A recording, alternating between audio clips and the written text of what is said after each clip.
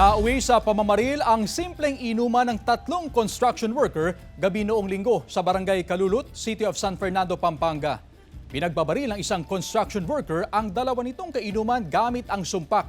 Sa kanilang tinutuluyang barracks, nagkayayaang mag-inuman ang tatlo pero habang tumatagal ang inuman, naging mainit ang kanilang pagtatalo hanggang sa mauwi ito sa pananakit at nahampas ng bote sa muka ang isa sa kanila. Tig-dalawang tama ng baril ang tinamo ng dalawang biktima na sanhi ng kanilang pagkamatay.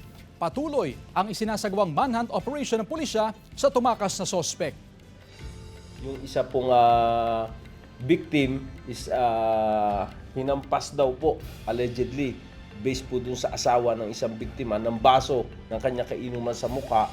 And then after that, umalis po siya dun sa inuman at kinuha na nga po itong sumpak na ito. And pagbalik po, pinagbabaril niya na po itong dalawa niyang kainuman.